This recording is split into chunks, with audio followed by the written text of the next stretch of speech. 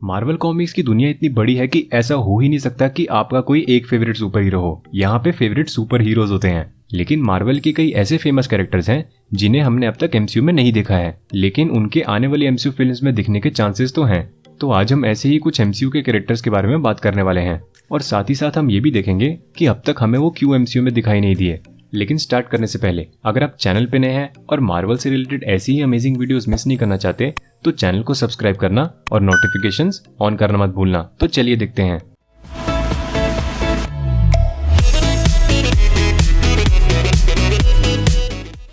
तो पहला कैरेक्टर है सिल्वर सर्फर। सिल्वर सर्फर से ट्रेजिक स्टोरी शायद ही मार्वल यूनिवर्स में कोई और होगी।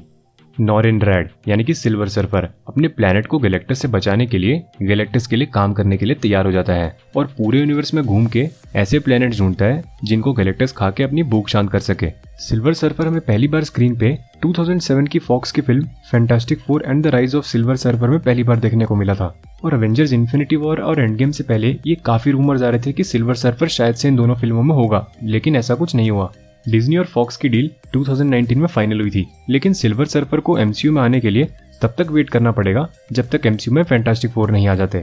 वो इसलिए क्योंकि सिल्वर सर्फर की स्टोरी गैलेक्टस से रिलेटेड है और गैलेक्टस को एमसीयू में बिना फैंटास्टिक फोर के इंट्रोड्यूस करना ऐसा होगा जैसे लोकी को बिना थॉर के इंट्रोड्यूस करना, जो कि फिलहाल तो मुश्किल लगता है। 2017 की guardians of the Galaxy volume 2 में जब हमने पहली बार एडम वॉरलॉक को देखा था तब बहुत सारे फैंस ने ऐसा सोचा था, जिनमें से एक मैं भी था, कि एडम वॉरलॉक इन्फिनिटी वॉर और एंड गेम में कोई ना कोई रोल प्ले तो जरूर करेगा, क्योंकि मार्वल की इन्फिनिटी कॉमिक्स में एडम वॉरलॉक का बहुत इंपॉर्टेंट रोल है। लेकिन ऐसा कुछ देखने को हमें नहीं मिला। और अगर मार्वल वाले इन्फिनिटी वॉर में एडम वॉरलॉक को इंट्रोड्यूस कर देते तो पहले उन्हें उसकी थोड़ी बहुत बैक स्टोरी तो बतानी ही पड़ती, और जिस हिसाब से इन्फिनिटी वॉर की कास्ट है ये होना काफी मुश्किल था। और recently guardians of the Galaxy के डायरेक्टर जेम्स गन ने ये बोला है कि अभी भी ये श्योरिटी नहीं है कि guardians of the Galaxy volume 3 में हमें एडम वॉरलॉक देखने को मिलेगा या नहीं मिलेगा।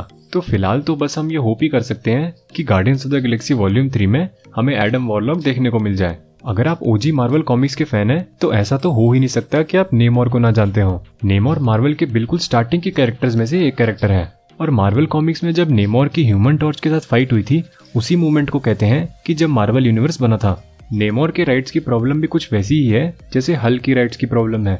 1990 में नेमोर के राइट्स को यूनिवर्सल ने खरीद लिया था, लेकिन 2014 में मार्वल के प्रेसिडेंट केविन फैगी ने यह बोला था कि नेमोर के राइट्स उनको वापस मिल गए हैं। लेकिन ऐसा हो सकता है कि मार्वल के पास नेमोर के सिर्फ स्क्रीन राइटिंग राइट्स हों और डिस्ट्रीब्यूशन राइट्स अभी भी यूनिवर्सल के पास ही हों, और शायद से इसी वजह से मार्वल की फेज 4 की अनाउंसमेंट में हमें नेमोर की कोई भी टीवी सीरीज या फिर मूवी देखने को नहीं मिली। और रिसेंटली ये काफी सारे रूमर्स भी आ रहे थे कि हमें ब्लैक पैंथर 2 में नेमोर एज अ विलन देखने को मिल सकता है।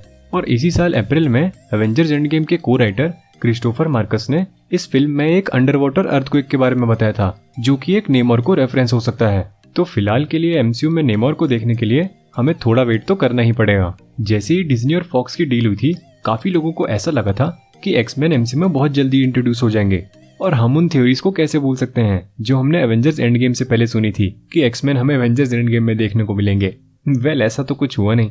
मार्वल ने जब अपने फेज 4 के प्रोजेक्ट्स को अनाउंस किया तो उनमें से एक भी प्रोजेक्ट एक्समैन से रिलेटेड नहीं था, और उसका रीजन ये है कि मार्वल वाले बहुत लंबा खेलते हैं। 2019 के एक इंटरव्यू में मार्वल के प्रेसिडेंट केविन फैगी ने यह बोला था कि एमसीयू के फेज 4 के सारे प्रोजेक्ट्स डिज्नी और फॉक्स की डील से पहले ही डिसाइड हो गए थे, लेकिन रिसेंटली मार्वल वालों ने वांडा विजन में इवान पीटर्स को कास्ट किया है, और ये वही एक्टर है जिन्होंने एक्समैन की मूवीज में क्विक सिल्वर का रोल प्ले किया है। तो हो सकता है कि एमसीयू में एक्समैन हमें थोड़ा जल्दी देखने को मिल जाए। लेट्स होप कि ऐसा ही हो। अगर आप फैंटास्टिक फोर के फैन हैं तो आप ये जरूर मानते होंगे कि फैंटास्टिक फोर की एक भी फिल्म ने फैंटास्टिक फोर के साथ जस्टिस नहीं किया है, और मार्वल कॉमिक्स के फैंस ये जानते हैं कि फैंटास्टिक फोर के बिना एमसीयू वैसा है जैसे बैटमैन या सुपरमैन के बिना डीसीयू। अभी तक मार्वल वालों ने फैंटास्टिक फोर से रिलेटेड कोई भी अनाउंसमेंट नहीं किया है, लेकिन देखने वाली बात यह होगी कि फैंटास्टिक फोर पहली बार हमें खुद की सोलो फिल्म में देखेंगे या फिर किसी और एमसीयू फिल्म में। और एक इंटरेस्टिंग फैन थ्योरी ये भी है कि फैंटास्टिक फोर हमें एंटमैन 3 में देखने को मिलेंगे, और वो भी क्वांटम रेल्म में है जहाँ पे हैंक पिम की वाइफ जैनेट वैन डाइन थी। लेकिन मुझे ऐसा लगता है कि आने वाले कुछ सालों तक शायद ही किसी एमसीयू फिल्म में हमें फैंटास्टिक फोर देखने को मिलेंगे। भले ही फैंटास्टिक फोर लेट हो जाए कोई प्रॉब्लम नहीं, लेकिन इस बार जब फैंटास्टिक फोर आए तो बाय गॉड पिछली फिल्म से तो बेटर होने चाहिए। कम से कम इतना तो एक्सपेक्ट हम कर ही सकते हैं। तो दोस्तों मुझे कमेंट करके ज़रूर बताना कि आप किस कैरेक्टर का एमसीयू में बेसब्री से आने का इंतजार कर रहे हैं। और अगर आपको वीडियो पसंद आया हो तो वीडियो को लाइक करना और मार्वल फैंस के साथ शेयर करना बिल्कुल मत भूलना। और हाँ, मार्वल से रिलेटेड ऐसी ही अमेजिंग वीडियोस को मिस नहीं करने के लिए चैनल को सब्सक्राइब करना और नोटिफिकेशंस ऑन करना मत भूलना। अच्छा तो फिर चलते हैं।